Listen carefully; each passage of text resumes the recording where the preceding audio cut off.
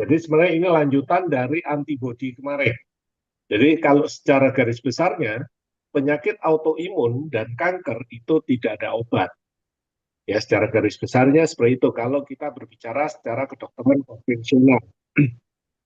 Jadi bicara secara kedokteran konvensional, maka penyakit autoimun dan kanker ini hanya bisa diminimalisir kalau belum parah, kalau sudah parah, ini yang sulit untuk ditangani. Tetapi se, secara ilmu kedokteran juga diketahui bahwa penyakit autoimun dan kanker ini hanya bisa dilawan oleh antibodi tubuh. Karena itulah kenapa antibodi yang Jumat lalu kita bahas ini menjadi satu sesi yang khusus. Apa sih dan bagaimana cara kita menimbulkan antibodi? Ya, nah itu minggu lalu kita bahas dan ketemunya memang dengan penyakit autoimun dan kanker ini. Kita akan lihat sekilas Bapak Ibu apa sih penyakit autoimun dan kanker dan apa yang menyebabkan, gitu ya. Karena kita prinsip dasarnya adalah mencari penyebab. Kalau sudah tahu penyebabnya, kita akan lebih mudah. Maka kita akan lebih mudah cara menanganinya. Kalau nggak ngerti kan tinggal tanya ahlinya, istilahnya seperti itu. Ya, kita lihat mobil kita mogok, misalnya. Kemudian kita bukan montir, kita nggak ngerti mesin mobil, ya pasti kita akan bingung. Tapi pada waktu kita cek ke montir, nanti mereka akan tahu, ini cuma businya, oh ini cuma kurang bensinnya, oh ini cuma kabelnya ada yang lepas dan seterusnya. Karena apa? Karena mereka tahu. Nah, demikian juga kita untuk kesehatan selalu saya katakan bahwa yang paling penting adalah diri kita sendiri. Kita harus tahu tubuh kita. Kita harus tahu bagaimana cara menjaga tubuh ini. Karena tidak bisa kita mengandalkan orang lain. Kenapa seperti itu? Karena yang tahu, yang makannya apa, yang melakukan pelanggaran, yang melakukan perbaikan, ya kita sendiri.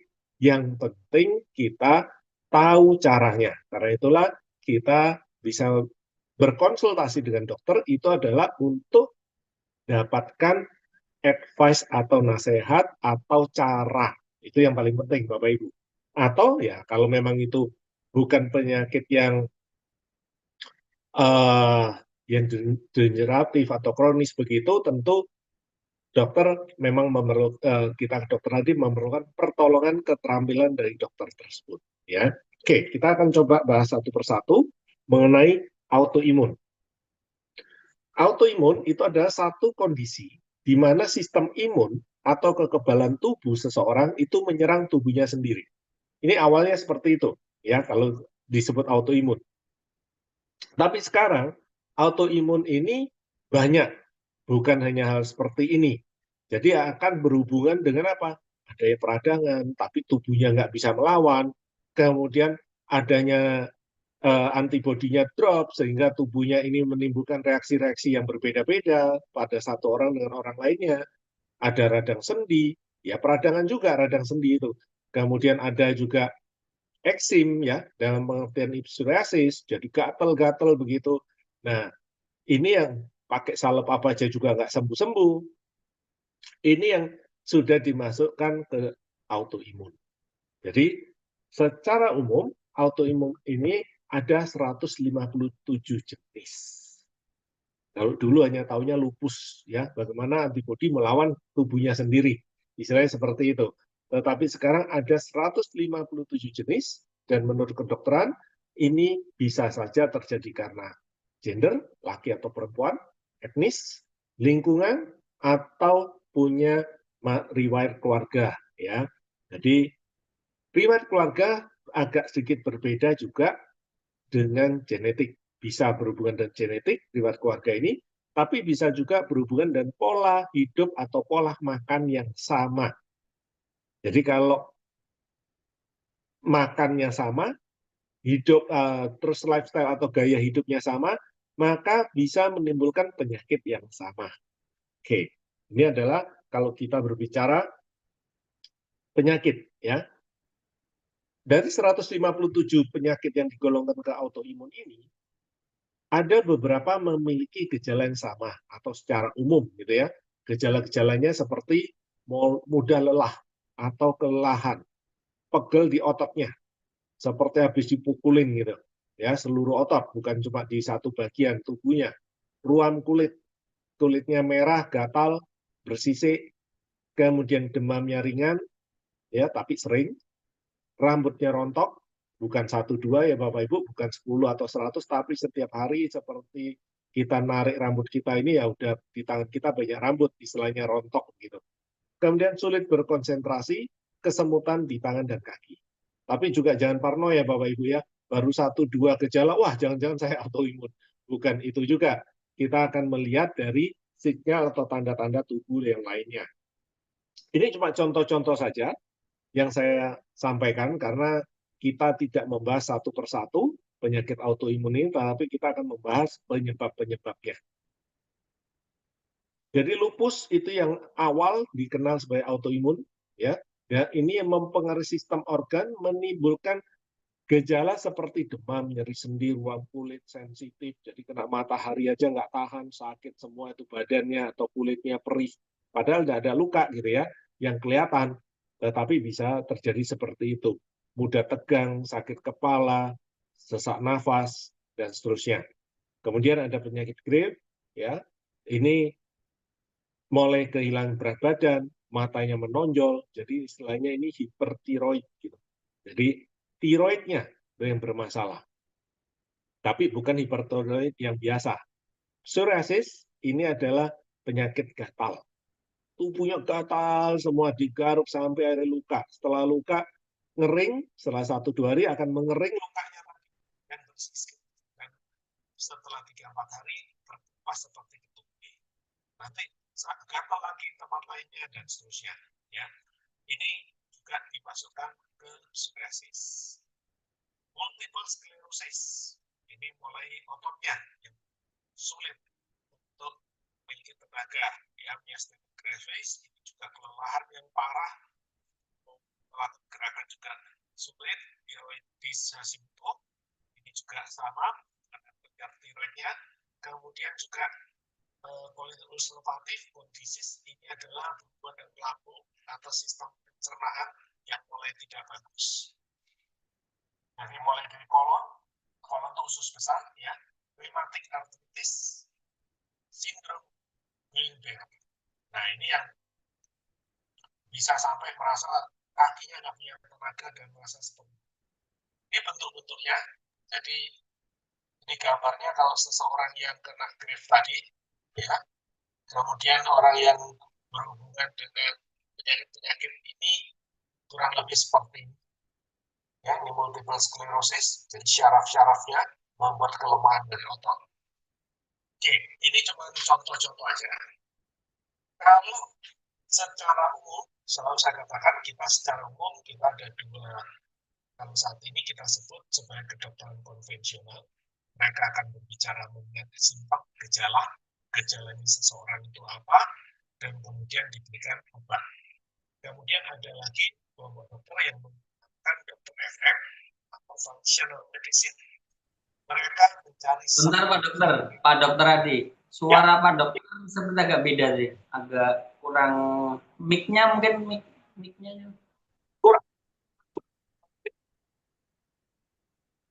Saya sih saya mic-nya oke, nggak ada masalah. Atau saya coba ya. Ini bagus kan? Masih kurang Pak Dokter? Masih kurang. agak beda yang awal tadi, agak sekarang beda. Kayak berdeng. Jadi saya udah deket ini. Kalau enggak saya out dulu, kemudian saya masuk lagi. Karena biasanya kadang-kadang suaranya memang bisa seperti ini. Coba saya keluar dulu, kemudian saya mungkin ya boleh keluar dulu Pak Dokter. Kayak suaranya nggak kayak di awal tadi.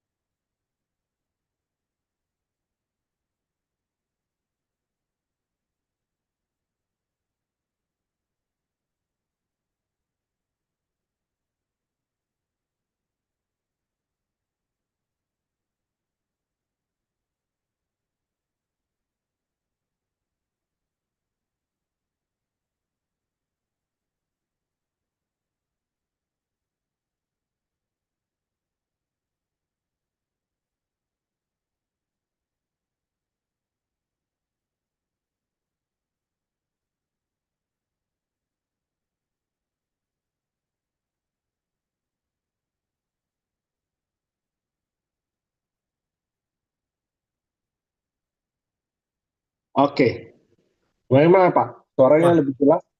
enak Pak Dokter. Oke, ya, mungkin ada Oke, oke. gangguan, ada yang masuk atau apa. Oke, jadi saya lanjut Bapak Ibu. Jadi salah satu dari ilmu kedokteran ada yang namanya dokter FM atau functional medicine, di mana dokter FM ini mencari sebab. Jadi agak sedikit berbeda kalau dengan secara umum dokter-dokter yang ada di Indonesia. Dokter FM ini baru seratusan lebih ya, dari sekian puluh ribu atau hampir 100.000 dokter yang ada di Indonesia. Oke, ini peninjauan dari konvensional tadi, autoimun tidak ada obat. Ya, sehingga harus apa? Konsumsi obat seumur hidup. Ini yang utama. Tetapi tinjauan dari FM bahwa autoimun itu bisa disembuhkan. Yang penting kita tahu sumber masalahnya seseorang itu apa. Dan ingat, penyakit yang sama belum tentu sumbernya sama. Ya, seperti saya contohkan, rumah saya bocor, rumah bapak atau ibu bocor, tentu tukangnya melakukan treatment yang berbeda. Karena apa? Bahannya bisa beda, atapnya tadi, yang bocornya tadi, luas bocornya juga berbeda, penyebab bocornya juga bisa berbeda. Nah, ini yang kenapa kita bilang personalized, atau setiap case itu bisa berbeda sumbernya, maka penanganannya akan berbeda. Ya, oke. Jadi untuk autoimun, secara umum, menurut FM, ini adalah ada 3 penyebabnya. Satu adalah karena tingkat stres, kedua karena terlalu lelah. Lelah sendiri ada 3 jenis, lelah karena berpikir, lelah karena stres, lelah karena fisiknya yang lelah. Nah, yang mana penyebabnya, atau 2 atau 3-tiganya bisa aja kita kelelahan seperti itu. Setiap kelelahan tadi memiliki treatment atau penanganan yang berbeda. Ya. Kemudian yang ketiga adalah gizi. Nah, ini selalu kita bahas dari sesi 1 sampai 6 kemarin, kita pun masih bahas masalah gizi. Makanan-makanan yang bergizi dan yang berguna untuk tubuh kita. Ya, itu yang utama. Nah, sekarang kita lihat satu persatu dari penyebabnya. Stres. Kenapa kita stres? Karena tidak sesuai dengan keinginan kita. Ya, karena tidak sesuai dengan keinginan kita, kita stres. Contohnya, saya mau anak saya itu kuliah dokter, tapi anaknya maunya ekonomi misalnya. Nah, kita kan nggak sesuai gini, kepinginnya seperti itu, akhirnya kita stres. Bisa seperti itu. Hal-hal kecil kadang-kadang menimbulkan stres, ya, karena ada beban. Waduh, ini belum selesai. Bagaimana saya harus menyelesaikannya supaya saya mendapatkan bonus tambahan dan seterusnya. Nah, ini beban ini juga akan menimbulkan stres kalau kita pikirkan bebannya. Kemudian karena itu sekarang kalau kita punya masalah yang menimbulkan stres, bagaimana memperbaikinya? Satu, kita merubah sudut pandang. Jadi kita tidak hanya menunjuk, tapi kita juga melihat dari orang tersebut, kenapa dia melakukan ini. Jadi sudut pandang orang itulah yang kita mulai belajar. Kita akan tahu, kalau seperti itu, maka kita akan lebih mudah untuk tidak stres. Karena kita nggak mikirin lagi masalah, karena kita mencari penyesuaiannya. Nah, yang kedua, kita adalah harus tahu peran kita ini sebagai apa. Ya, kita tidak bisa hanya menuntut, tetapi kadang-kadang kita juga harus tahu bahwa saya ini sekarang sebagai apa. Nah, ini yang paling penting di sana, sehingga kita tahu kondisinya. Kadang-kadang kita butuh diam. Kadang-kadang kita butuh harus berbicara. Nah, ini adalah tergantung situasi kondisi. Jadi intinya, manajemen stres itu adalah bagaimana kita mencari solusi dari satu masalah yang menimbulkan beban buat pikiran kita. Jadi what next? Apa selanjutnya ini? Ya bagaimana nih caranya? Aduh, udah nggak ada cara lagi. Kita mungkin keluar rumah, kita mungkin ngobrol dengan orang, sehingga kita bisa satu waktu menemukan cara. Oke, ini adalah kalau kita berbicara stres. Kenapa stres ini sampai bisa menjadikan autoimun? Karena stressing kalau terus-menerus itu akan mengganggu hormonal. Salah satu yang tadi kita lihat tuh, berhubungan dengan tiroid aja sampai dengan 2 jenis autoimun, Tiroid itu adalah jenis kelenjar yang menghasilkan hormon. Kalau hormonnya ini kacau, karena akibat stres ini, ya penyakit tadi bisa muncul. Karena itu kalau kita tidak stres, ya penyakitnya kan nggak muncul. Ya, inilah yang kita harus tahu sumbernya tadi, dan kita mulai memperbaiki dari pola hidup kita dulu. Jadi, bagaimana saya berpikir positif, bagaimana saya bisa menerima keadaan, bagaimana saya melakukan aktivitas atau action untuk menyelesaikan masalah. Nah, inilah yang harus kita benahi. Karena ternyata bukan cuma masalah autoimun yang bisa terjadi, tapi kanker pun juga bisa terjadi pada orang-orang stres. Saya punya teman, ya saya udah almarhum ya, ibu ini, kena kanker payudara, kemudian setelah ngobrol-ngobrol, akhirnya kita ketahuan apa? Sumber masalah dia. Tapi sebenarnya dia sudah kanker, sudah kemo, sudah radiasi, sudah konsumsi obat untuk menjaga, menstabilkan, dan 5-6 tahun kemudian karena dia tidak bisa juga merubah pola pikirnya, akhirnya meninggal. Apa sebenarnya pikirannya? Hanya mencoba mengatur anak perempuannya. Bukan anak perempuannya yang nakal atau apa, enggak, cuma ngatur pola rambutnya, bajunya, padahal anaknya udah kuliah gitu ya. Bukan anak-anak dari SMA sampai kuliah. Itu sehingga dia kepingin ini anaknya di model. Karena kita berpikir anak ini kan bukan boneka gitu ya, yang bisa diatur. Anak kan juga punya keinginan. Karena dia tidak bisa menerima kondisi itu, membuat dia sakit. Ya, sebenarnya kalau kita lihat masa sesimpel itu, ya kadang-kadang bisa seperti kenapa? Dia pikirin terus bagaimana ya supaya anaknya nurut, bagaimana ya supaya anaknya mau ikutin. Itu yang dia pikirkan sehingga membuat dia sakit. Nah, ini contoh Bapak Ibu ya, bahwa kanker ataupun nanti autoimun itu kelihatannya bisa dari hal-hal yang sangat kecil dan itu menimbulkan sebenarnya stres buat tubuh kita. Di saat stressing, maka sistem antibodi kita menurun, sistem hormonal di tubuh kita kacau. Nah, tinggal lihat, ada seratusan lebih hormon di tubuh itu, mana yang kacau? Akhirnya itu yang menjadikan penyakit. Kalau ini bukan 1-2 hari punya stres ya, 2 sampai dengan 20 tahun punya stressing. Setiap hari kita melakukan dan kita stres. Karena itu stres jangan berkepanjangan. Intinya itu. Ya. Kemudian yang kedua tadi, kita berbicara terlalu lelah. Lelah, saya katakan tadi, jangan sampai kita lelah mikir, lelah karena stressing, lelah karena fisik, aktivitas fisik. Tiga-tiganya menimbulkan tingkat kelelahan. Tapi kalau cuman fisik, saya olahraga yang kuat, begitu ya, aktivitas fisik saya banyak, lelah. Kita bisa rasakan bagaimana tingkat kelelahannya. Pada waktu seseorang yang berpikir terus, dia menggunakan otaknya untuk belajar, selesai pun badannya akan seperti orang yang habis olahraga yang berat tadi.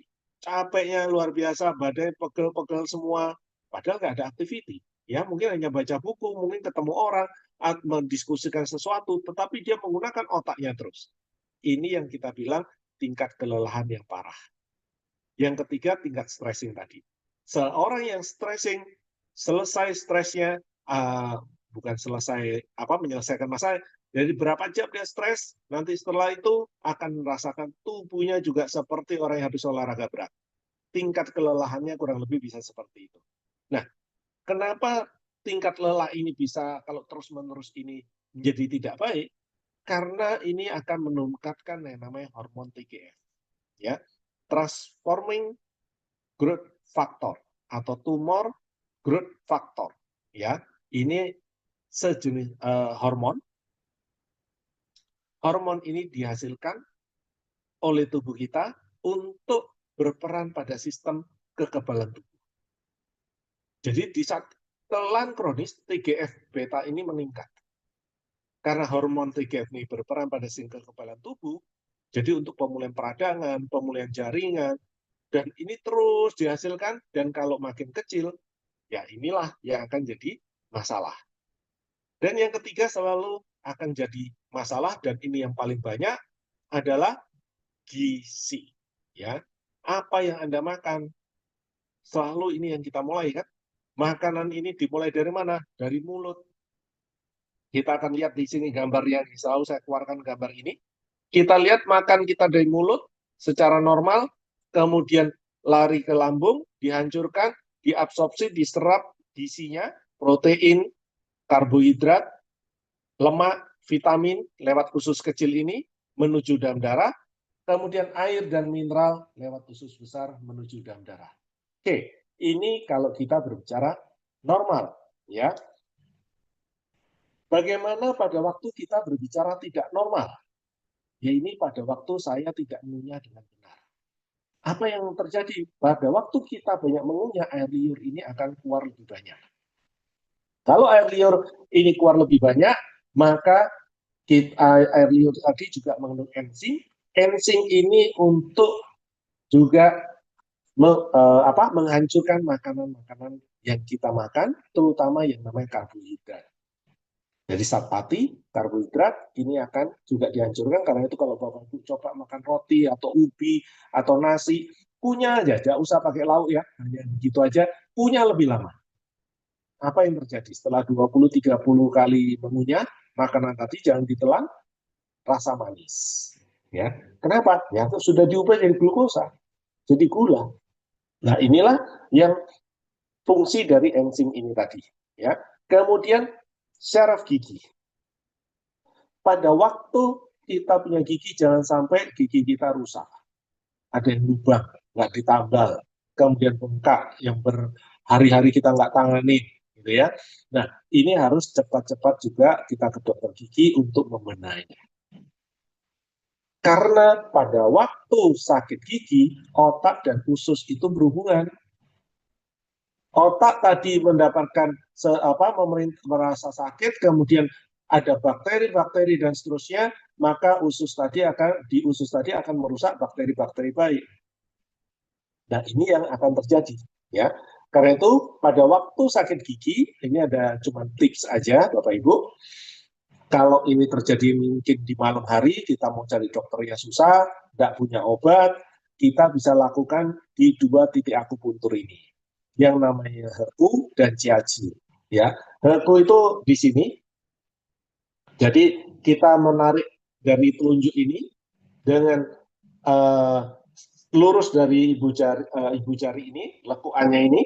Kalau kita tekan, ini akan ngilu atau sakit sekali. Nah, itu titiknya tepat. Nanti ditekan dengan irama 339. Jadi kita tekan begini, 1, 2, 3, 1, 2.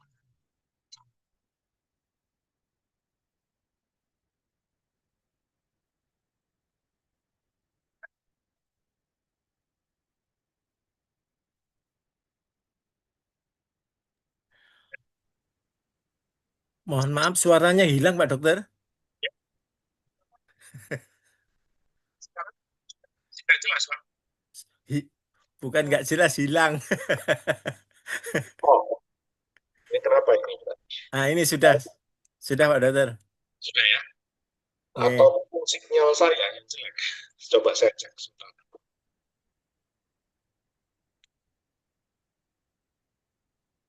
Oke, harusnya bagus kok sinyal saya. Oke, saya Enak, Pak atau Dokter. saya matikan juga ininya. Nanti setelah saya hidupkan nanti untuk tertentu untuk kameranya aja ya. Karena mungkin kamera juga akan menghabiskan kuotanya juga cukup tinggi. Oke, jadi kita pada waktu mengatupkan antar gigi ini akan ketemu geraham dengan paling belakang ini ada lekukan. Nah, ini kita tekan kalau memang sakitnya di daerah kanan, kalau kiri ya di bagian kiri. Tinggal ditekan aja beberapa detik, kemudian kita lepas, kita tekan lagi dan seterusnya. Ini bisa kita lakukan terus-menerus. Ini akan mengurangkan rasa sakit tadi, ya. Oke. Kemudian kita bisa melihat, Bapak Ibu, makanan-makanan yang masuk ini tadi, ya, akan masuk ke dalam darah. Setelah makanan masuk dalam darah, gizi tadi akan menuju ke yang namanya sumsum tulang belakang, ya, minggu lalu. Dari sumsum tulang belakang itu akan dibentuklah sel darah putih dalam bentuk limfosit T dan limfosit B. Di saat limfosit T dan B ini, maka ini akan dibawa lagi nanti ke kelenjar getah bening kita, itu yang di bawah telinga, di daerah ketiak, atau di daerah selangkangan, dan di daerah usus ini. Ya, ini yang paling banyak di daerah usus besar ini, 70-80% ada di sini. Ini untuk dirubah yang limfosit B ini menjadi antibodi atau sel-sel darah putih yang berfungsi sebagai penjaga sampai yang melawan. Ya, oke. Ini adalah kita berbicara secara normalnya. Kita lihat lagi dari awal, pada waktu kita makan tadi, setelah mengunyah, makanan akan masuk ke dalam lambung. Di lambung ada sekitar 22 jenis enzim. Enzim-enzim ini fungsinya untuk memecah makanan, memecah dan mengurai makanan tadi menjadi partikel lebih kecil, supaya apa? Supaya mudah diserap atau absorpsi masuk dalam darah. Kalau ini enzimnya kurang dan makanannya masih partikelnya seperti ini tidak bisa diabsorpsi atau diserap. Dan ingat, mesin tubuh kita itu, organ tubuh kita itu seperti mesin dan punya kapasitas. Tidak bisa dipacu sekuat-kuatnya dan melebihi dari kapasitasnya. Ya, jadi maksudnya bagaimana? Karena itu kalau kita makan, kita harus tahu kapan kita stop. Sebelum kenyang berhenti makan, atau 70% kenyang kita stop makan. Jangan sampai kekenyangan. Kenapa? Karena enzimnya ini nggak cukup kalau kekenyangan tadi. Nah, kalau saya lagi diundang orang nih, kan aji mumpung nih ya, makanannya enak dan seterusnya. Nah, bagaimana? Tambahkan B kompleks dulu. Kalau ini kita tahu enzim di dalam lambung kita belum maksimal. Artinya belum 100% nih hasil enzim yang ada di lambung kita. Kita bisa menambahkan B kompleks, maka B kompleks ini akan merangsang organ-organ tubuh tadi bisa bekerja maksimal. Oke, itu ada cara pertama.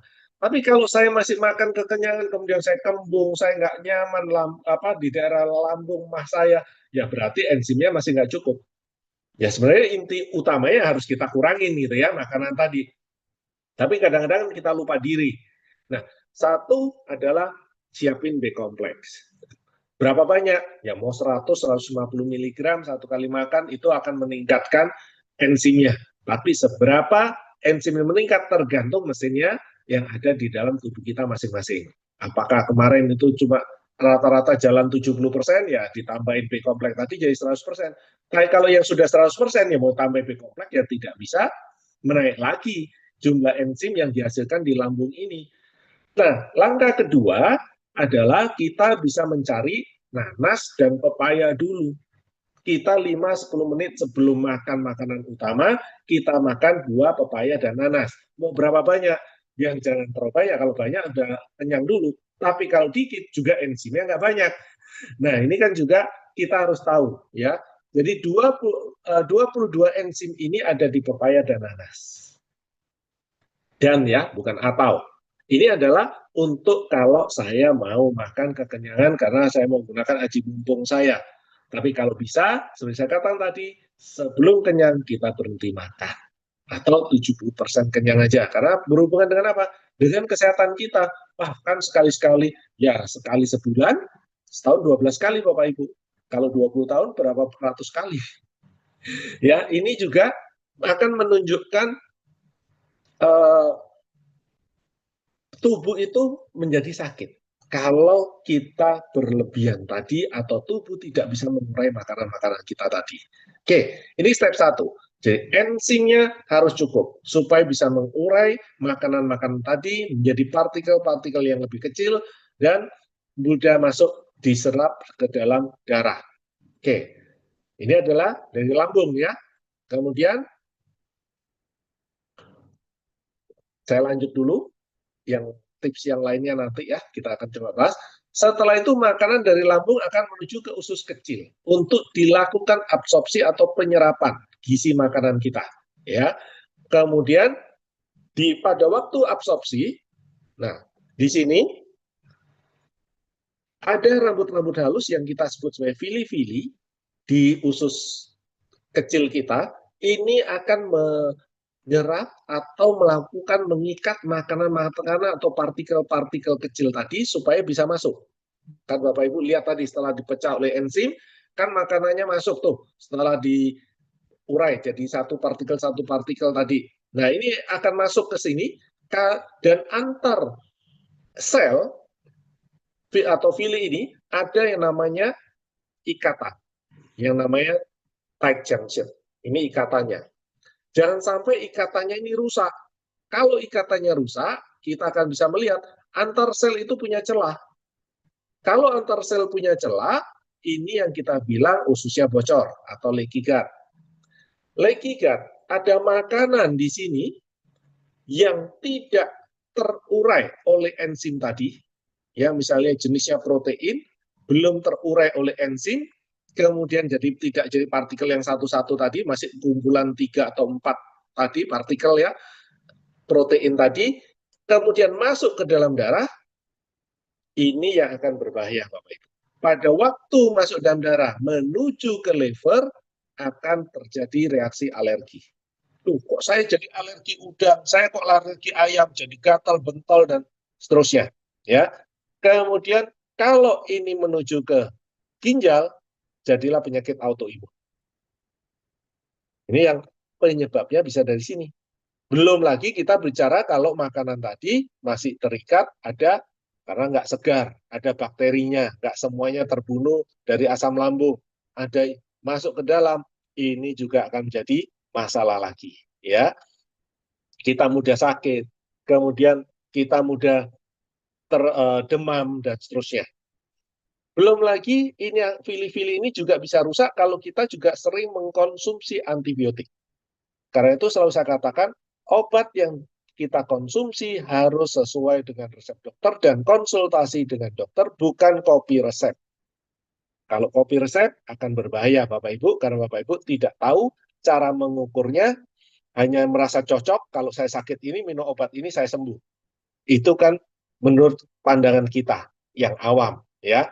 Tetapi dokter akan tahu, oh saya sudah berikan obatnya ini, kenapa dia sembuh, terus berapa hari atau berapa minggu atau berapa bulan dia sakit lagi, saya bisa berikan lagi atau enggak. Dokter punya timbangannya Bapak Ibu.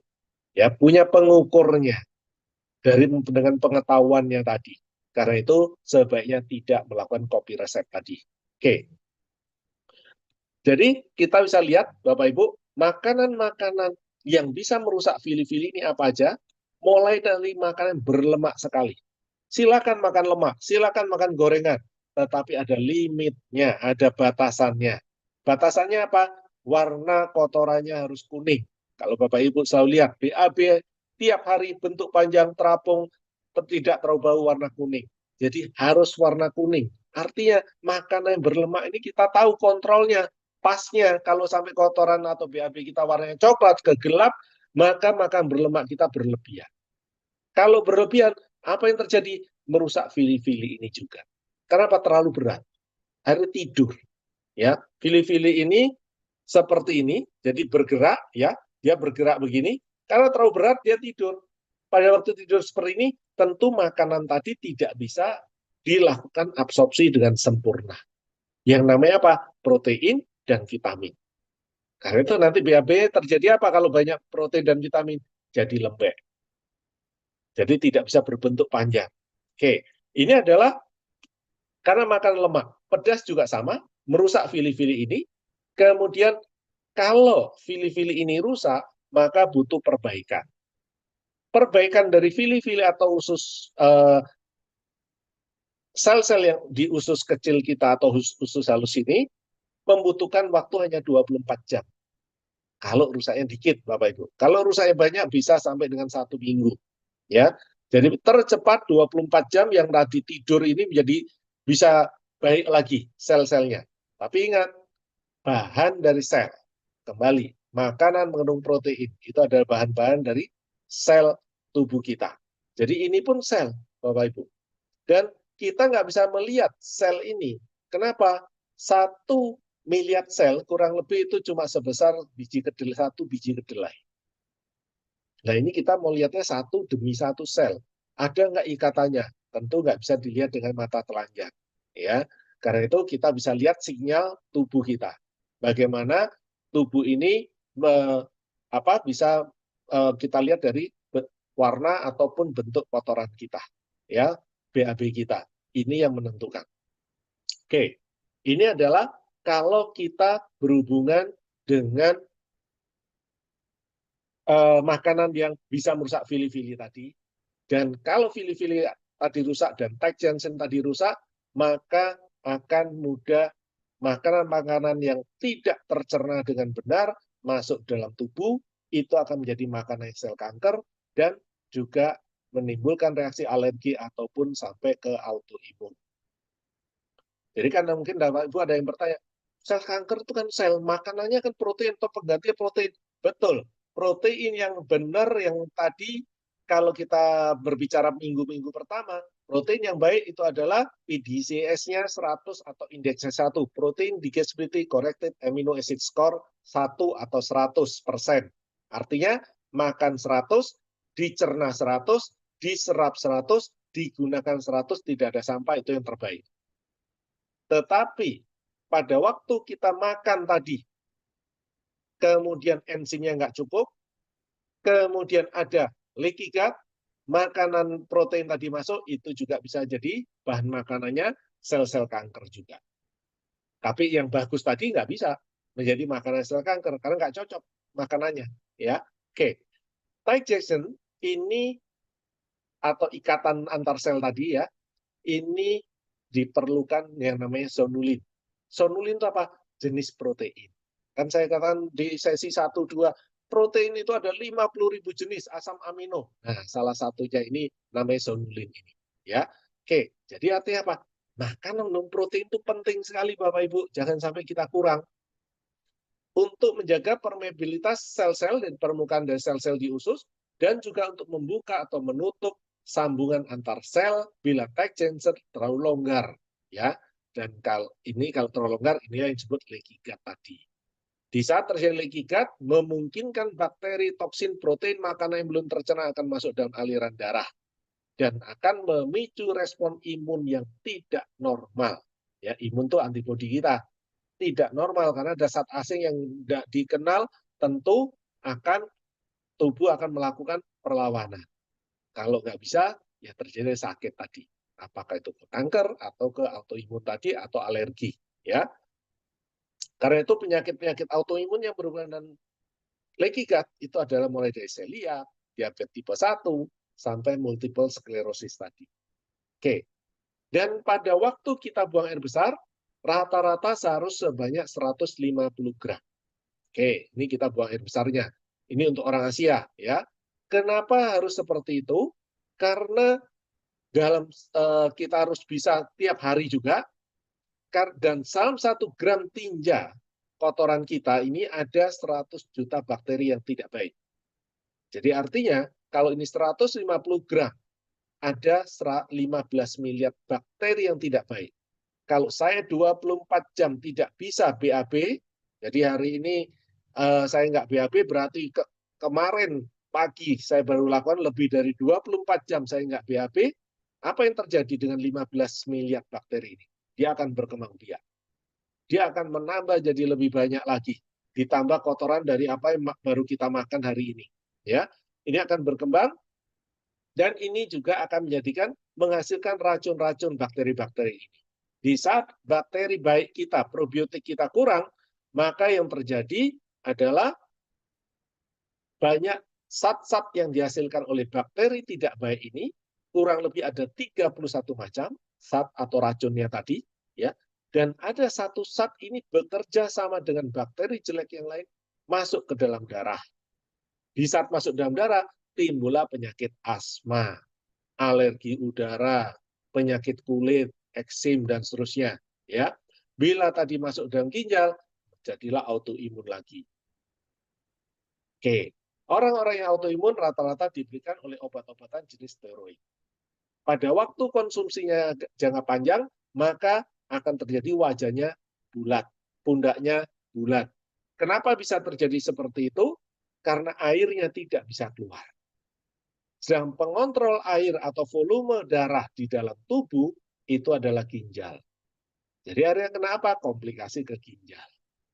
Karena itu rata-rata seorang autoimun untuk jangka panjang, udah 2 tahun, 5 tahun, 10 tahun, ya mereka rata-rata bisa terkena penyakit ginjal, gagal ginjal, cuci darah, dan seterusnya. Oke, ini adalah penyebabnya Bapak Ibu. Ya, sedang kita lihat di sini bahwa tubuh kita, ya ini bagian-bagian dari lambung, terus ke duodenum nih usus 12 jari, ya, kemudian jejunum dan ilium. Di sini tempat penyerapannya gizi tadi. Nah, ini kan yang fili-fili ada di sini, ya.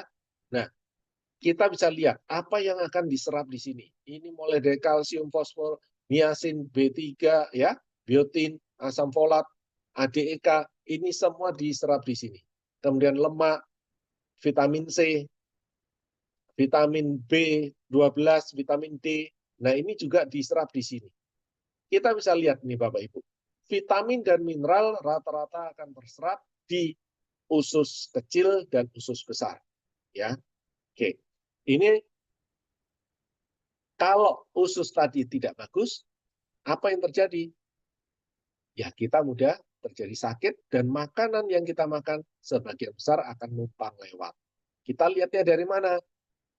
Kotorannya tidak bisa berbentuk. Ya, tidak bisa berbentuk panjang, lembek, dan seterusnya, maka kita tahu di kotoran itu banyak sekali gizi makanan kita terbuang. Protein dan vitamin bahkan banyak terbuang di kotoran kita tadi. Oke, ini cuma sebagai tips saja Bapak Ibu, sebelum saya lanjut ke autoimunnya. Karena kita makan kadang-kadang supaya rasanya enak, ada asinnya. Ya. Natrium atau garam ini kita sebenarnya hanya membutuhkan 6 gram untuk orang sehat. Tetapi orang yang punya hipertensi, satu hari hanya boleh 4 gram.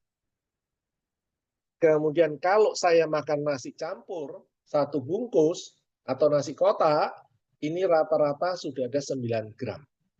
Nah, kalau 1 hari 2 kali, ya bisa bayangkan Bapak Ibu akan masuk 9-12 gram setiap hari. Kalau kita konsumsi ini terus-menerus selama 1-9 bulan, ingat ketahanan tubuh setiap orang berbeda, 1-9 bulan maka akan terjadi kadar NO atau nitrogen oxide-nya di dalam darah akan menurun. Yang akan menyebabkan apa? Aliran darah ke otak kita berkurang sampai dengan 25%. Kalau itu terus-menerus, maka kita akan mudah terjadi kerusakan di otak, karena oksigen itu 20% dipakai oleh otak kita. Saya menarik nafas begini, ya 1 kali tarik 20% sudah dipakai oksigennya oleh otak.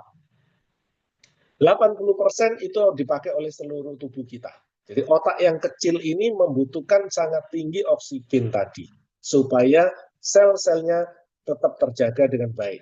Tapi pada waktu kita kekurangan oksigen gara-gara banyak makan garam ini tadi, salah satu sebabnya, ya, otak kita mulai banyak sel-selnya yang rusak atau mati.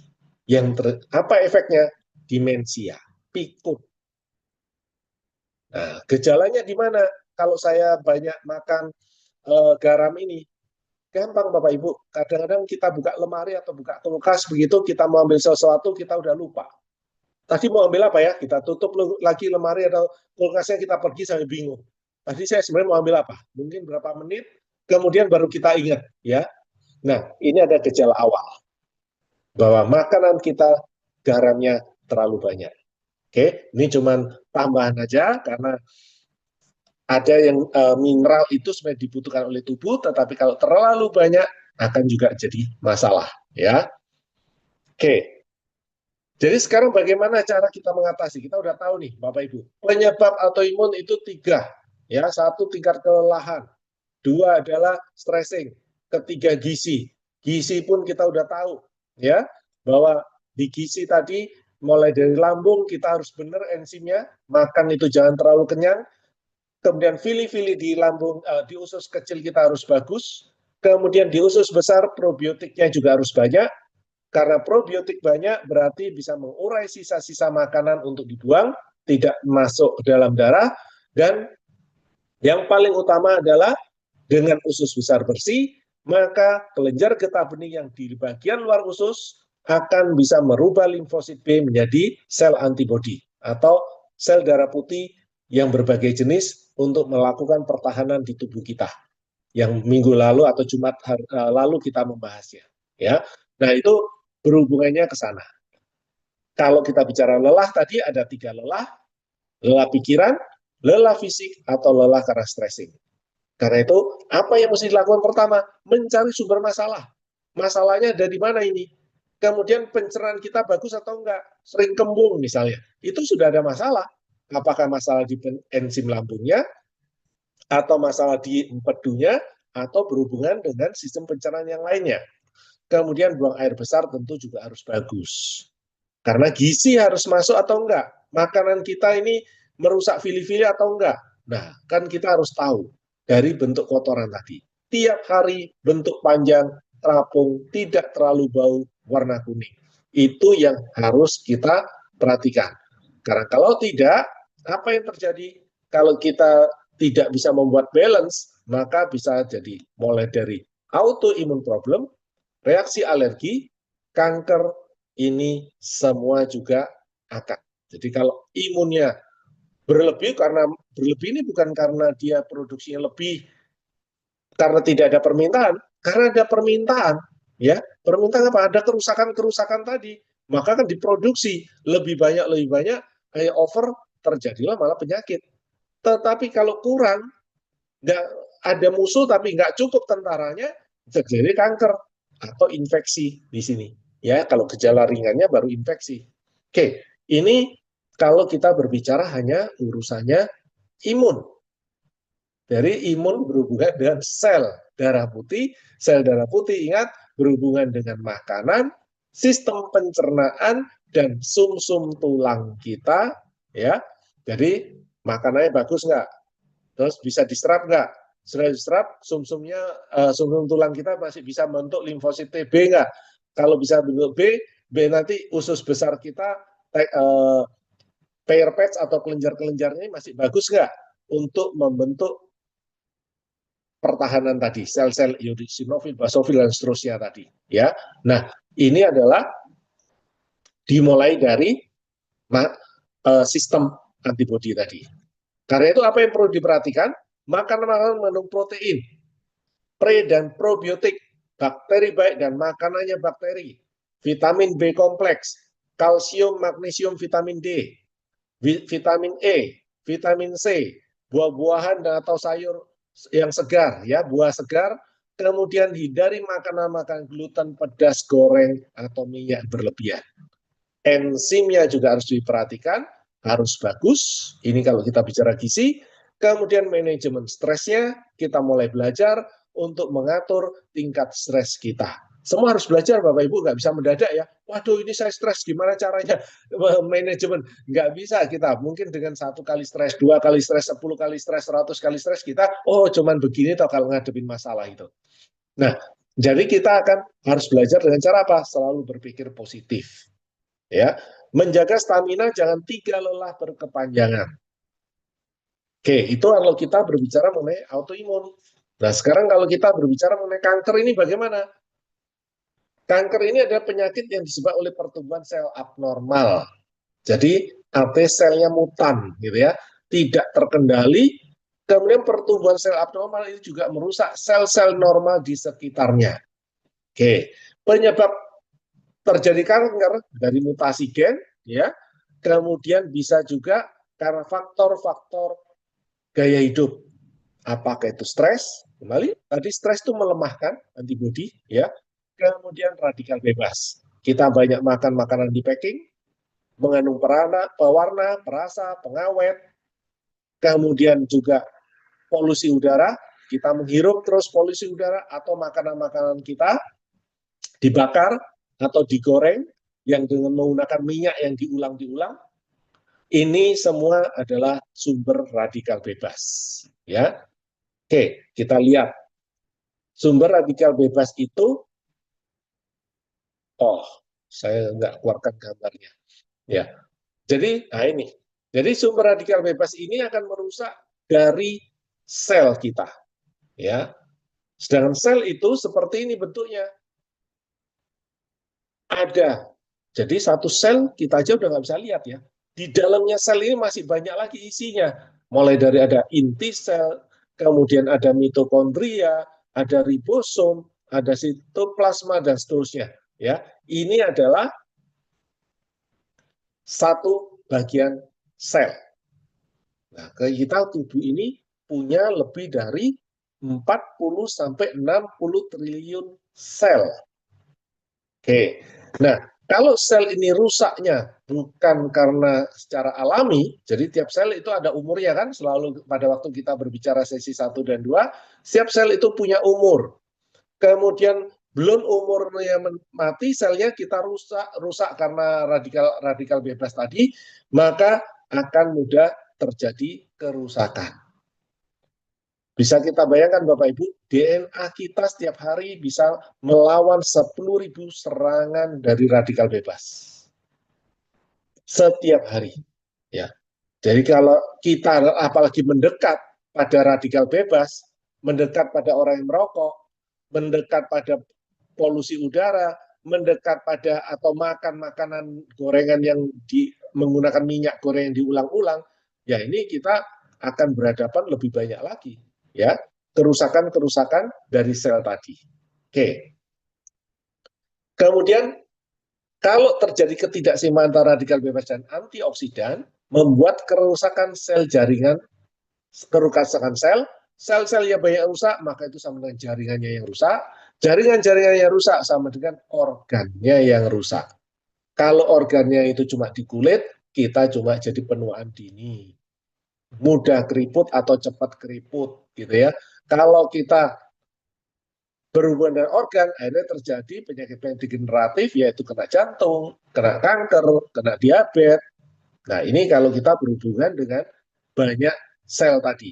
Oke, 40-60 triliun sel ini yang ada di tubuh kita, dan ternyata satu hari ada 432 miliar sel yang rusak.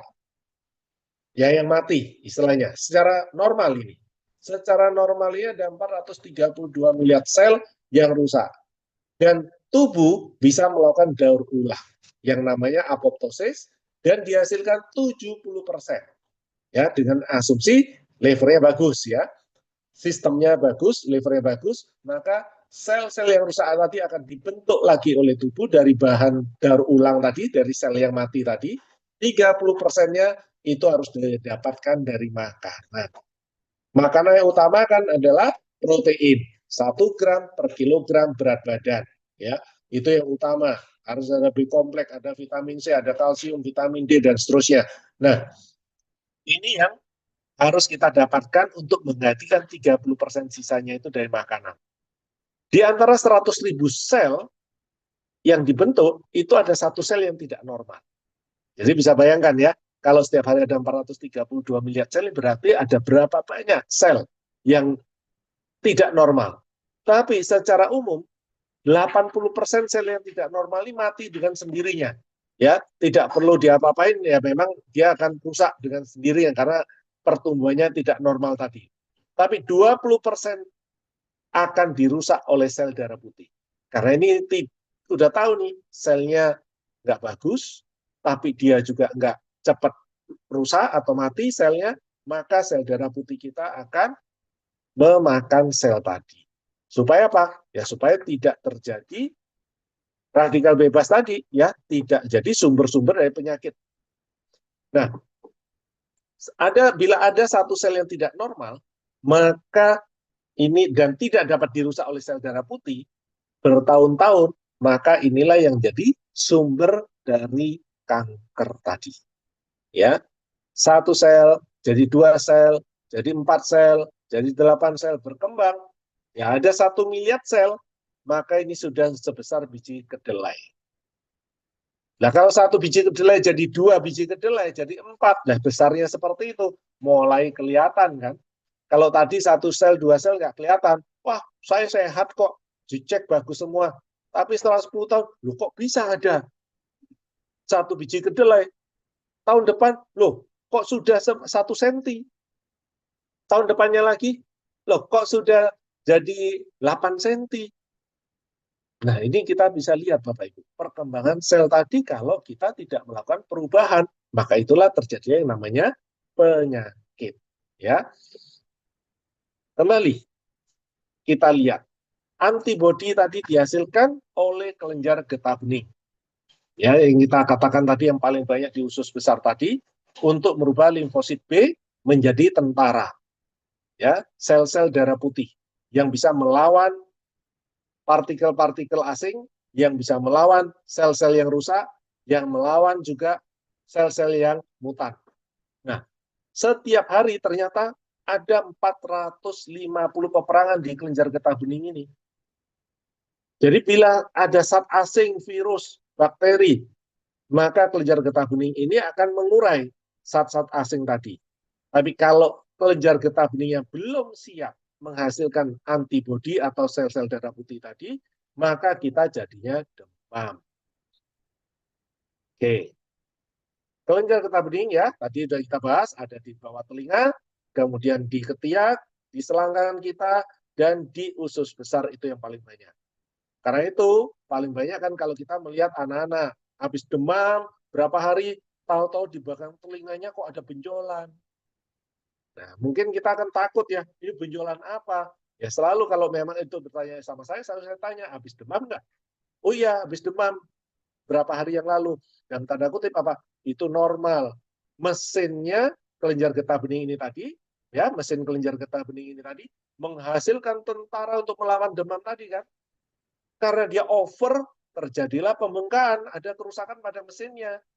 Jadi pada waktu seperti itu apa yang dilakukan? Ya hindari pengacaunya. Jangan lagi banyak dulu makan gorengan-gorengan yang bisa merusak sel-sel tadi. Tetapi kita perbanyak protein, makanan-makanan penuh protein, vitamin B, vitamin C yang lebih banyak, supaya peradangan atau pembengkakan tadi mulai berkurang dan mengecil dan kelenjarnya kembali ke normal. Dan untuk menjaga usus besar tadi, karena saya selalu katakan probiotik kita sangat penting, bakteri-bakteri baiknya sangat penting karena ada 100 triliun bakteri yang harus ada di usus besar kita untuk sebagai pertahanan awal. Dan bakteri ini supaya bisa berkembang dengan baik, karena itu harus bisa dapat makanan. Makanannya apa? FOS. Gampangnya adalah sayur dan buah segar atau fiber yang tidak larut air. FOS itu frukto oligosakarida. Ya, jadi itu makanannya bakteri baik. Oke, kalau bakteri baiknya banyak bisa mengurai makanan-makanan yang tidak terpakai, sel-sel usus besar kita bagus, maka di bagian luar usus besar kita tadi kelenjar getah beningnya pabriknya akan bisa berfungsi maksimal. Jadi pada waktu makanannya sudah masuk ke dalam darah, dibentuk sel darah putih limfosit T sama B, B-nya masuk ke kelenjar getah bening, mesinnya siap, maka dihasilkanlah pertahanan itu dengan lebih banyak. Tetapi makanan kita kacau, ya artinya proteinnya kurang, vitaminnya kurang, yang masuk dalam darah kurang, bagaimana bisa dihasilkan limfosit B yang banyak? Ya tidak bisa dihasilkan banyak, maka terus kemudian kotoran-kotoran di dalam usus besar kita juga banyak, maka pabrik dari kelenjar getah beningnya juga tidak bisa maksimal, tentu pertahanan tubuh kita lemah. Akhirnya kita mudah sakit tadi. Ya, itulah yang akan terjadi. Kelihatannya simpel ya Bapak Ibu ya, hanya urusannya Pak dari awal kita bicara sampai 7 kali makanan. Ya, makanannya harus bagus, sistem pencernaan kita bagus, dan ini akan mendukung. Karena seperti saya katakan di awal, sistem pencernaan kita bagus, gizi kita bagus, 70% penyakit kita tidak akan terkena. Jadi saya selalu contohkan kalau di kamus penyakit itu ada 1000 penyakit misalnya, maka 700 penyakit kita nggak akan terkena. Karena apa? Karena sistem pencernaan tadi sumber masalahnya itu 70% penyakit tadi. Oke. Jadi kita bisa lihat Bapak Ibu terjadinya inflammation, ya. Silent inflammation itu adalah peradangan yang diam-diam kita katakan, ya, yang diam-diam. Ini apa sih? Ini kalau kita banyak makan gorengan. Gorengan itu akan membuat silent inflammation. Jadi kita terjadi radang tapi nggak bikin demam. Nah, itulah disebut silent inflammation. Padahal ada rusak, tuh sel-selnya banyak rusak, tetapi belum sampai menimbulkan satu demam. Dan kalau itu terus-menerus, maka kita bisa mudah terjadi mulai dari kanker, penyakit jantung, Alzheimer, diabetes tipe 2, radang sendi, autoimun, ya, sampai berhubungan penyakit-penyakit yang berhubungan dengan sistem syaraf kita. Oke, ini yang bisa kita terkena. Karena itu kita mengurangi gorengan. Boleh makan gorengan, tapi selalu perhatikan warna BAB-nya harus kuning. Kalau masih coklat dan gelap berarti kebanyakan. Itu aja, kita hanya bukannya semua, waduh nggak boleh, jadi susah. Ya karena ini kan masalah kebiasaan kita aja. Ya, coba kalau kita bicara tahun 60-an, gimana kita mau goreng Bapak Ibu? Ya minyak goreng aja susah kita dapatin. 60 tahun 60 70 begitu. Mahalnya luar biasa, kita susah dapatnya. Ya. Tapi sekarang semua kita goreng. Kenapa? Merasa lebih enak. Tapi orang dulu tahu yang hidup di tahun 60 70 yang artinya kelahiran di tahun sebelum tahun itu mungkin 50-an begitu atau 60-an awal, ya, kan bisa merasakan apa yang dulu dimakan. Jarang yang digoreng, tapi sudah masuk 80, mulai banyak ya yang digoreng tadi. Oke, karena itu pada waktu kita berbicara kanker, kita harus mengatur pola makan. Mau tidak mau, kalau sudah kena atau tidak mau kena, maka pola makannya harus diatur, pola hidupnya juga sama. Tidur sebelum jam 11, ya. Bangun silahkan mau di atas jam 3 atau jam 3, kemudian membangun kebiasaan yang baik, berpikir positif, menjaga lingkungan, ya, mulai dari kita punya sampah, polusi udara, polusi suara, ini kita harus menjaga, ya. Kemudian hindari kontak dengan bahan kimia. Nah, kalau saya kerja di sana, ya selama Bapak Ibu kerja, tolong perhatikan bagaimana mengimbangi. Kalau memang tidak bisa kita keluar dari pekerjaan kita, karena itu mata pencarian kita, ya kita harus bisa tahu apa yang bisa mengimbangi pada waktu kita bekerja dengan bahan-bahan kimia ini. Kemudian meningkatkan antibodi, simpel ya, makanan, kelenjar getah bening, tulang harus bagus, atau tulang belakang kita harus bagus. Kemudian suplemen ini apa? Tambahan. Karena itu disebut food supplement, makanan tambahan. Karena makanan utamanya ini kurang, maka ditambah. Kalau makanan utamanya cukup, ya nggak perlu ditambah. Karena itu ditambahnya berapa? Kurang berapa, ya tambah. Sama dengan makan tadi, oh saya makan 1 piring kurang kenyang, saya harus nambah setengah piring baru kenyang. Ya kan kita tinggal menambah. Nah suplemen ini juga sama. Ya, kecil bentuknya, dosisnya, tetapi akan menambah apa yang menjadi kurang dari makanan kita.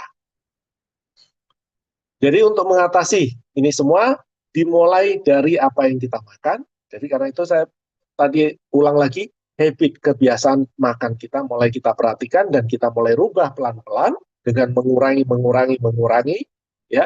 Kemudian melihat kerusakannya ada di mana, apakah di lambung, masa enzim, ataukah usus kecil, masalah tight junction tadi, leaky gut, masalah di usus besar, bakteri baiknya banyak atau enggak, atau masalah tulang kita, ya, tulang belakangnya punya masalah enggak, pabrik pembentuk sel darah putih tadi, dan sel darah putih yang dihasilkan.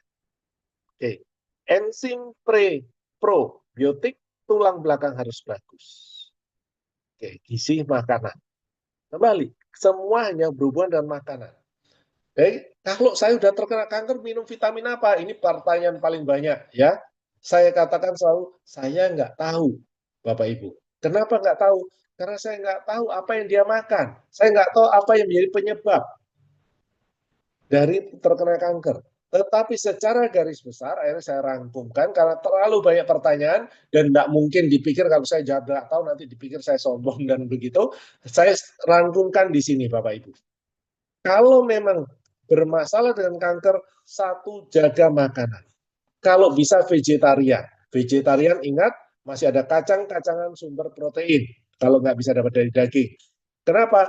Karena kadang-kadang daging dari hewan yang dipiara atau diternak, terutama yang dari luar Indonesia, banyak menggunakan tambahan hormonal. Kalau tambah hormonalnya itu ada di dalam daging, ada di dalam lemak, ada di jeroan kita makan, tentu ini akan bisa menjadi masalah penyakit kita menjadi lebih parah. Ya. Kemudian hitung jumlah protein, vitamin, dan lain-lain. Kembali ke materi sesi 1-2. 1 gram per kilogram berat badan protein itu. Jadi karena itu berapa berat badannya dihitung. Berapa makanannya dari daging, dari ikan, dari kacang-kacangan, ya itu dihitung. Kurangnya silakan menambah dari food supplement. Kalau nggak bisa dapat dari makanan. Kemudian vitaminnya. Vitamin pun sudah saya buatkan ya, sesi 1 dan 2. Ada B kompleks, di mana orang sehat membutuhkan 4-6 mg, orang sakit membutuhkan 8-10 mg per kilogram berat badan. Kemudian vitamin C, nah ini minimal 10.000 mg. Nanti kalau nanya, bagaimana lambung saya, bagaimana dengan ini? Tidak ada hubungannya. Pada waktu Bapak Ibu kemarin bicara mempelajari atau ikut seminar saya mengenai lambung, sistem pencernaan, maka kita akan tahu penyebab penyakit lambungnya apa, benahi. Sehingga 10.000 ini tidak akan menjadi masalah. Ini per hari ya. Kemudian kalsiumnya minimal 2.000 mg, vitamin D berdasarkan kebutuhan tubuhnya. Maksudnya bagaimana? Cek dulu di lab. Karena vitamin D hanya bisa, vitamin D itu hanya bisa kita tahu kondisi di lab itu berapa. Kalau memang di bawah 30, maka kita bisa konsumsi 5-10.000 IU per hari. Kalau di atas 40, kita cukup 1.000 IU per hari. Ya, jadi tergantung dari kondisi vitamin D yang sudah ada di dalam tubuh kita. Ini berdasarkan habit atau pola hidup kita. Nah, kemudian vitamin E minimal itu 2.000 IU. Vitamin lain itu tergantung jenis kankernya. Ya, ini yang utama. Kemudian selalu perbaiki BAB. BAB-nya harus 5 tadi. Tiap hari bentuk panjang terapung, nggak terubah warna kuning. Ini harus dibuat seperti ini. Kalau belum bisa, apalagi makanannya, apalagi pola hidupnya, dan seterusnya. Ya, itu yang diperbaiki. Kemudian perbaiki liver, hindari pengacau hormon. Apa itu pengacau hormon? Stres, jeroan, kemudian gizi harus bagus atau hindari pedas ya, karena pedas tadi membuang gizi kalau merusak fili-fili atau sel-sel yang ada di usus halus kita. Nah, kemudian meningkatkan antibodi, perhatikan tadi ya, pikirannya harus positif, kemudian gizi harus bagus, kemudian tulang belakang harus bagus, kemudian usus besarnya juga harus bagus. Karena itu tempat pembentukan sel-sel darah putih. Ya, sistem ini Bapak Ibu tidak bisa mengandalkan oh hanya vitamin D-nya aja, oh proteinnya aja, nggak bisa. Hanya itu materialnya. Pabriknya kan kita harus perhatikan. Pabriknya pun bukan satu, ada 2 ya, di sum tulang belakang dan di usus besar bagian luar, yaitu Peyer's patch atau kelenjar getah bening. Nah, kemudian berpikir positif. Pengobatan ini jangka panjang Bapak Ibu. Untuk dikatakan sembuh biasanya 1,5 sampai dengan 5 tahun. Setelah sembuh pun butuh waktu 2 sampai dengan 5 tahun untuk tetap menjaga. Ya. Karena itu kalau mengandalkan semuanya food supplement, biayanya besar. Bisa belasan juta per bulan sampai dengan 20-an juta per bulan kalau semua kita mengandalkan vitamin. Kalau tidak, mulai kita menghitung protein makanan kita sehari-hari. Nah, ini tentu tidak bisa kita lakukan pada semua penderita kanker. Ya, kalau mereka mau, maka mereka harus merubah pola hidup dan pola pikirnya juga. Oke, kalau kita mau menambahkan dalam bentuk nutrisi-nutrisi lain yang bisa mendukung sebagai antioksidan yang kuat, ini ada yang namanya resveratrol. Resveratrol ini ada di anggur, ya. Kemudian ada namanya quercetin. Quercetin ini ada di buah apel, tomat, dan sayur warna hijau. Jadi mau di brokoli yang warna hijau ya, hijau tua itu juga quercetin ini tinggi. Pycnogenol itu kulit pohon pinus. Itu ada diambil minyaknya ya. Ini dari kulit pohon pinus, kemudian ini sebagai antioksidan yang kuat. Kalau kita dapat quercetin, jadi apakah itu bentuk tablet, apa kita yang mau cari dalam bentuk, ya kalau bentuk makanan kita akan sulit ya, kita akan cari di Google 1 kilo sayur ini akan menghasilkan berapa quercetinnya. Nah, ini kita kalau kita dapatkan hanya quercetinnya aja sebagai dosis terapi untuk kanker, kita membutuhkan 12,5 sampai dengan 25 mg per kilogram berat badan. Ini berdasarkan penelitian Bapak Ibu ya, bukan karena saya ambil dari jurnal-jurnal kesehatan. Kemudian berpikir positif, ya itu yang paling penting. Dan makan pagi itu harus penuh protein supaya tidak menimbulkan kanker tadi. Probiotik ini sangat penting karena kesehatan usus tadi yang menentukan untuk pembentukan sel-sel darah putih tadi. Dan juga probiotik ini bisa mengenzim seperti sitokrom P450. Ini namanya sitokrom P450, nama jenis enzim yang ada di liver. Nanti minggu depan kita akan membahas liver. Kita akan lihat bagaimana cara kerjanya enzim ini. Ya, enzim ini salah satu kerjanya adalah membuang sampah tubuh. Kemudian ekspresi dari enzim hati memproduksi vitamin B dan K. Jadi beberapa enzim di liver ini juga dihasilkan dari probiotik. Kalau kita konsumsi probiotik, memproduksi vitamin B, ada B12, ada B6 yang bisa dihasilkan, dan vitamin K membantu pencernaan yang asam ya. Kalau terlalu asam, kemudian meningkatkan penyerapan. Menggunakan untuk anti mutagen, jadi supaya sel-selnya tidak mutasi, mutan gitu ya, dan untuk imodulasi. Jadi memodulasi kebocoran usus. Kalau ada kebocoran usus juga akan mudah terbaiki kalau probiotiknya banyak. Karena itu kalau secara normal tubuh kita membutuhkan 100 triliun sel bakteri baik. Kalau saya bentuk suplemen bagaimana? Secara penelitiannya Bapak Ibu, setiap hari kita membutuhkan minimal 18 miliar bakteri baik yang harus ditambahkan ke tubuh kita. Ya, itu minimal. Nah, bagaimana saya tahu itu berapa banyak? Ya, lihat di saset dari probiotiknya. Dia mengandung berapa banyak. Nutrilite Indonesia kurang lebih satu saset mengandung 23 miliar probiotik atau bakteri baiknya, ya, satu saset. Dan itu 18 miliar ada untuk menambah. Jadi kalau saya mau minum 2-3 saset, makin bagus. Karena makin banyak kan, karena kita butuhnya memang sampai dengan 100 triliun. Kita nggak tahu sudah ada 100 triliun atau enggak bakteri baik di usus kita ini. Kemudian herbal lain yang bisa membantu itu kurkumin. Ini juga mesti ekstraknya, tidak bisa kita makan kunyit, kita hanya makan temulawak. Tetapi ini mau nggak mau ekstraknya karena kita butuh sampai dengan 4 gram. Ini per hari ya. Resveratrol itu sampai dengan 100 mg yang tadi ada di anggur. Sedangkan kalau 20 mg aja itu sama dengan kita minum anggur itu 41 gelas Bapak Ibu. Ya, anggur merah ini ada 2 jenis, satu yang beralkohol, satu tidak ada alkoholnya. Ya, ada 2 jenis. Jadi itu bisa dilihat, tapi harganya juga lumayan. Satu botol yang non alkohol aja itu mau antara 60 sampai 75 ribu. Satu botol kurang lebih hanya isinya 600-700an cc. Sedangkan ini kalau rata-rata satu gelasnya 250, berarti kita bisa bayangkan mau 10 liter ya, dan tidak mungkin kita minum juga sebanyak itu biarpun non alkohol. Kalau alkohol aja sudah nggak mungkin kita bisa minum, apalagi non alkohol aja nggak bisa, apalagi yang alkohol gitu ya. Ada lycopene, ini ada di tomat, kemudian ada di buah-buahan yang warna merah, stroberi, seperti itu. Tapi ini sulit kita kalau sudah sakit mau ambilnya semua dari makanan. Tapi kalau hanya nambah-nambah, ya silakan. Saya bisa makan stroberi, saya bisa makan tomat. Ya, tapi kalau kita bisa dapatkan biangnya, istilahnya konsentrat dalam bentuk suplemen, ini kita butuh 30 ml. Pycnogenol, terus ada ini tadi ya, kulit pinus tadi, kemudian ada EGCG, epigalo.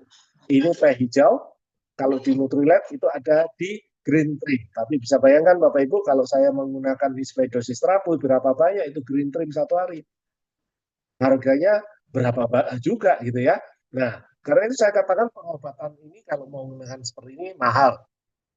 Tapi juga nggak murah pada waktu kita berbicara mulai dari kemo, radiasi, sampai menggunakan vitamin untuk penguatan antibodi. Ya, itu juga bisa, kalau yang semuanya yang terbaik, ya 10 miliar juga akan habis. Graviola itu adalah sirsat, ada yang bentuk kapsul, kita bisa gunakan 400 sampai 600 mg ekstraknya. Kalau kita mau gunakan daun pucuk, jadi daun sirsat muda, bukan yang tua, ini kita rebus antara 375 sampai 500 mg daunnya. Ya. Jadi kita minum airnya untuk satu hari. Ya. Oke, ini adalah kurang lebih penambahnya. Kembali, ini minggu lalu yang kita bahas, Bapak Ibu, gizi, makanan-makanan mengandung protein, B kompleks, kalmak, dan seterusnya, ya, vitamin C, harus dicerna dengan baik, diabsorpsi masuk dalam darah, kemudian masuk ke dalam sumsum tulang, akan dibentuk limfosit T dan B. Limfosit T ini akan menuju ke kelenjar timus di dada untuk diolah menjadi antibodi, kemudian limfosit B akan menuju ke kelenjar getah bening dan dihasilkan sel-sel darah putih. Atau ini yang disebut sebagai antibodi. Ya, timus itu ada di daerah dada sini. Oke. Ya, kita selesai, Bapak Ibu. Saya agak cepat juga dan kita tadi terlambat. Nah, saya kembalikan ke Pak Sam atau Coach Eko untuk melanjut. Baik, terima kasih Pak Dokter. Ya. Ini langsung ke tanya jawab yang resen ya. Langsung ke Ibu Muriati, silakan.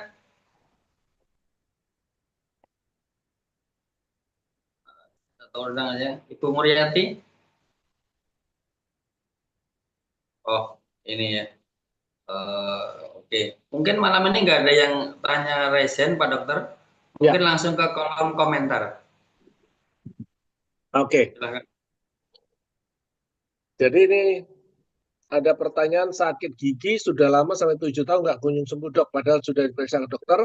Ali paling sembuh sebentar, pemeriksaan lalu sakit diperiksa, yang terakhir katanya kejepit, ada syaraf yang terjepit, mungkin itu ya. Oke.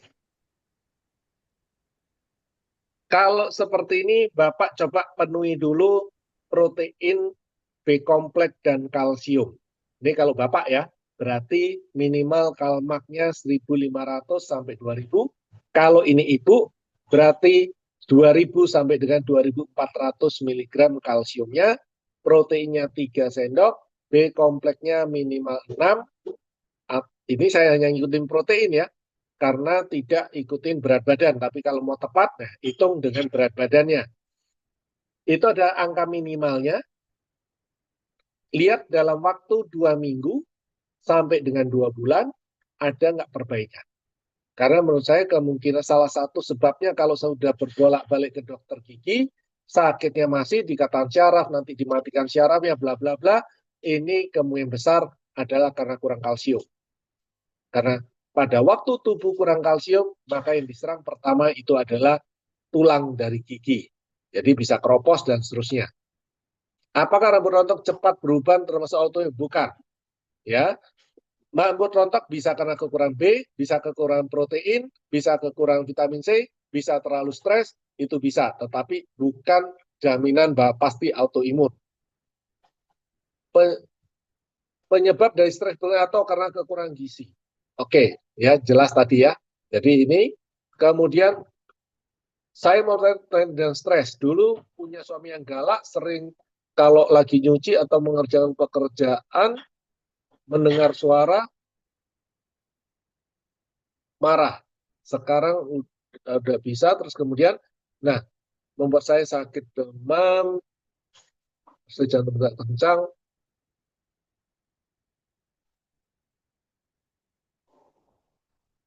Oh, ini membuat, misalnya anak saya dua-duanya diambil, mau saya. Oke, ya ini karena ibu punya traumatik, istilahnya seperti itu, ya.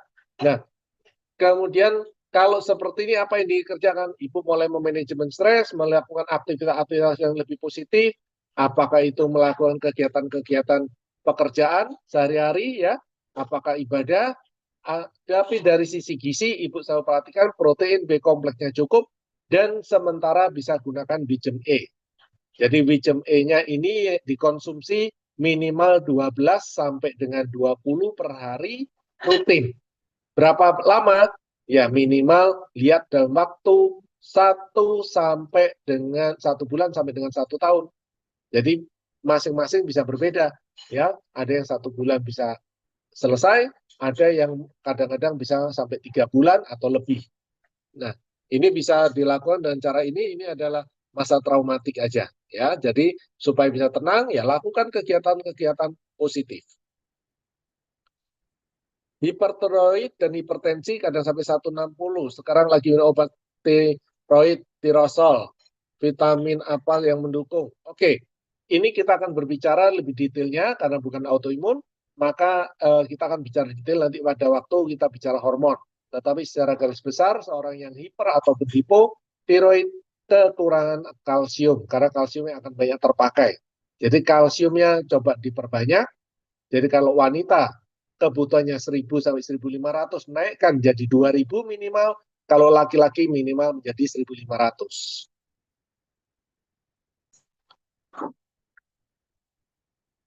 Oke, kemudian Wijem E juga ya, selain kalsium, Wijem E itu akan membantu untuk mengontrol atau membalancekan hormonnya.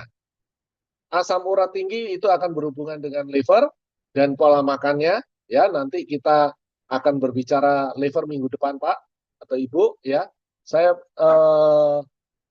anak saya kelihatan sehat, pertumbuhan subur, badan agak gemuk, tapi bau badannya busuk, apa penyakit, apa minum nutriennya. Oke, bau badan busuk salah satunya biasanya adalah karena kurang makan buah-buahan atau sayur. Nah, yang bisa ditambahkan apa? Ya B kompleks sama vitamin C. Itu akan bisa membantu mengurangi bau badan.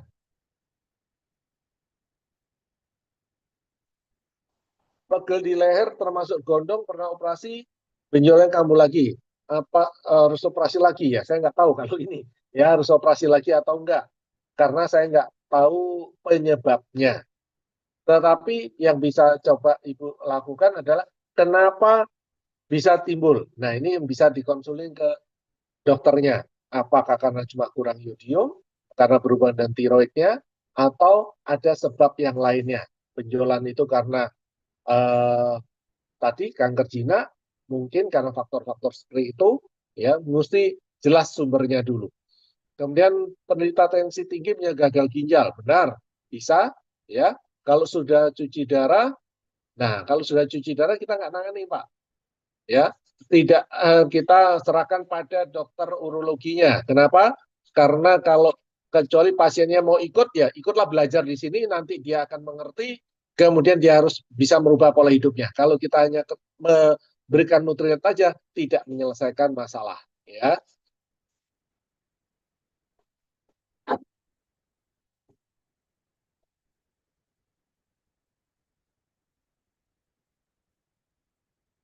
Autis. Oke, kalau autis yang nomor satu jaga makanannya, jangan mengandung gluten, kemudian jangan terjadi leaky gut, jadi jangan sampai terjadi kebocoran usus, makanan-makanannya dijaga, jadi tidak ada snack-snack, tidak ada yang keripik-keripik, kerupuk itu semua dikurangkan, bahkan menumpah warna, perasa dikurangkan sekali, dan gizinya diperbaiki, protein B kompleks, vitamin C, probiotiknya bagus, kalau bisa diperbanyak probiotiknya, seharusnya akan mengurangi risiko hiperaktifnya. Kaki tepatnya betis, kulit terasa akan menebal, setengah mati rasa. Wah, ini mesti dicek, Pak. Apakah ini berhubungan dengan gula, atau ini berhubungan dengan tensi, atau kekentalan darah. Jadi ada beberapa sebab yang bisa analisanya, ya. Jadi pada waktu kalau kita merasa kebas atau lebih tebal, itu berarti sirkulasi darahnya tidak nyampe ke ujung jari atau jari kaki atau tangan kita tadi, itu yang menyebabkan sel-selnya menjadi mati. Karena itu kita merasanya kebas atau tebal. Nah, kenapa bisa terjadi seperti itu? Ada beberapa sebab tadi. Apakah itu karena faktor darah yang kental? Apakah karena gula darah? Ya, kita mesti cari sumbernya karena itu efeknya, akibatnya. Jadi kalau memang karena gula, ya kita harus benahi gulanya supaya nanti pelan-pelan sirkulasi darah yang membaik. Kalau darahnya kental, makanannya kita ubah supaya darahnya menjadi lebih encer dan atau kembali ke normal. Nah, salah satu yang bisa membantu omega 3 untuk mengencerkan darah. Nah, kalau kombucha saya nggak tahu Pak untuk resepnya, ya. Kalau itu membuat sendiri, saya nggak tahu karena saya pernah mencoba minuman itu cukup menyegarkan dan enak, tapi saya membelinya memang dari Nutrilite juga, tapi waktu itu saya membeli dari MBUS ya. Penjualan penyakit hipotiroid, sekarang ada penjualan payudara, apakah punya pengaruh dari tiroid?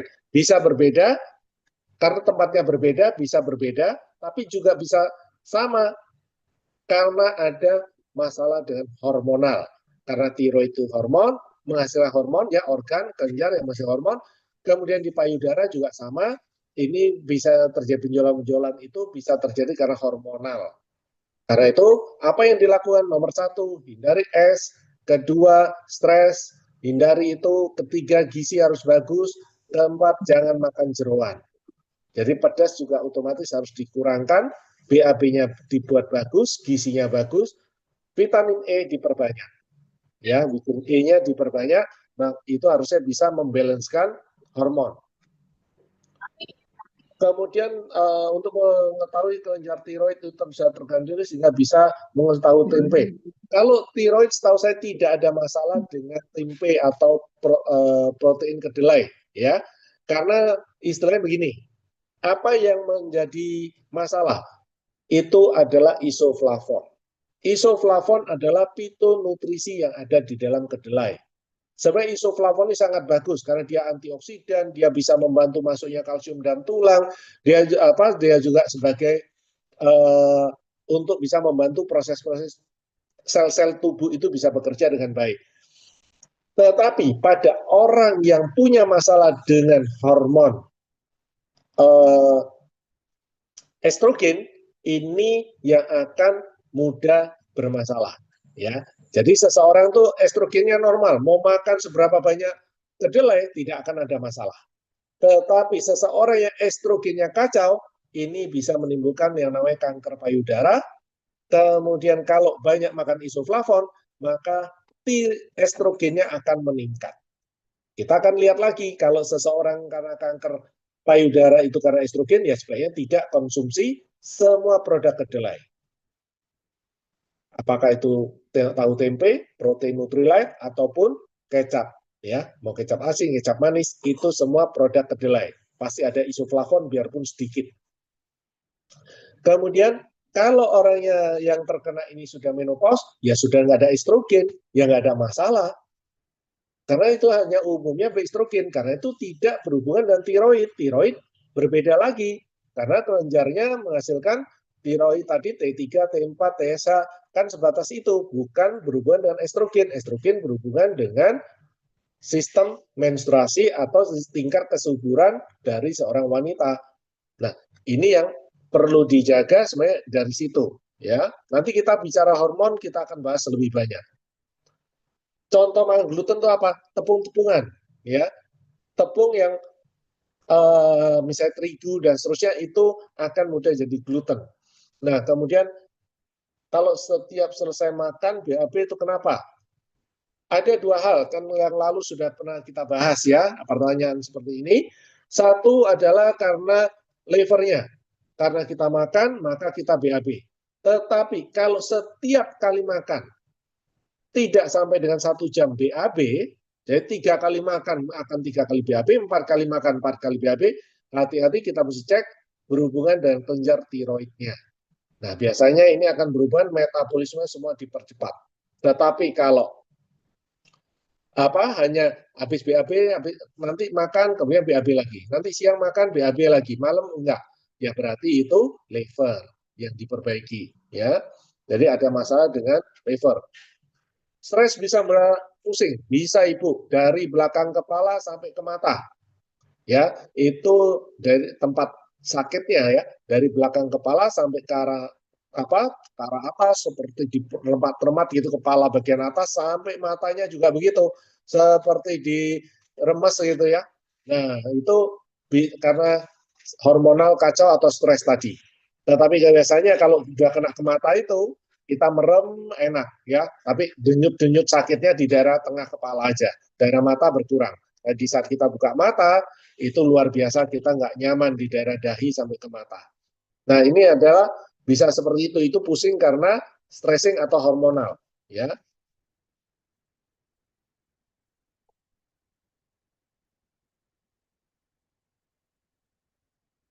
Kalau perut saya itu tidur terlentang, suka gerak-gerak kayak ada bayinya bergerak di perut, apa penyebabnya? Wah, ini yang saya nggak tahu juga. Ya, kalau memang itu bergeraknya seperti apa? Kalau bukan seperti kayak ditendang-tendang bayi, ya coba Ibu B kompleksnya diperbanyak sama kalsiumnya. Apakah bisa karena ketegangan dari sistem syaraf, bisa juga karena ototnya. Nah, kalau otot itu untuk relaksasi menggunakan kalsium, kalau syaraf menggunakan B kompleks. Jadi dua ini yang coba diperbanyak ya.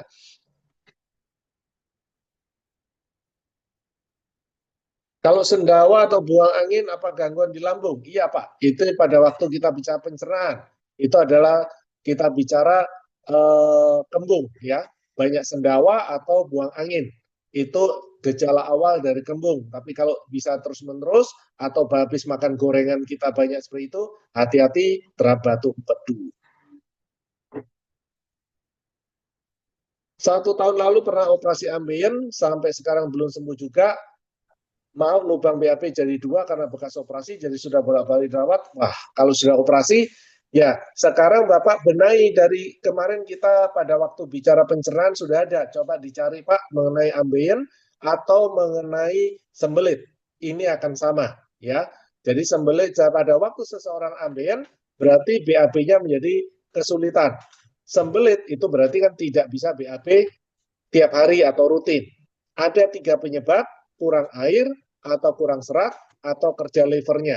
Karena itu kita juga harus mencari sebabnya tadi, mana yang tidak bagus kita benahi, setelah itu kita juga mesti pembenahan dengan pada waktu buang air besar, jangan mengejam terlalu kuat. Dan karena masih ada sisa bekas operasi yang tidak sembuh atau belum tuntas, maka protein B kompleks C-nya, kalsium itu yang harus diperbanyak atau sesuai dengan kebutuhan tubuh Bapak, minimal 1 gram per kilogram berat badan.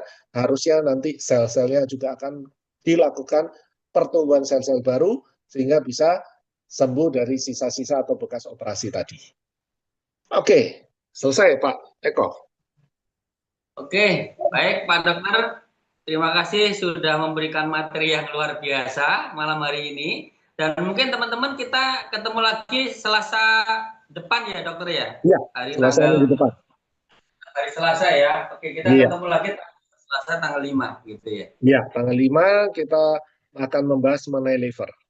Jadi pencernaan kita udah selesai dengan 7 sesi. Jadi next kita akan berbicara mengenai liver. Kalau penyakit tadi kita bicara 100%, atau 100.000 penyakit, 700 itu karena faktor sistem pencernaan, 300 ini karena sistem dari liver. Karena itu sistem pencernaan dan liver bagus, seharusnya kita tidak ada yang namanya sakit. Ya, jadi ini sangat penting Bapak Ibu ya. Oke. Oke, terima kasih Pak Dokter atas materi malam hari ini, dan teman-teman kita ucapkan terima kasih Pak Dokter dan sampai ketemu di minggu berikutnya. Selamat malam. Terima kasih. Terima kasih Pak Terima Dokter. kasih Pak Dokter. Assalamualaikum. Amin. Terima kasih Pak Dokter.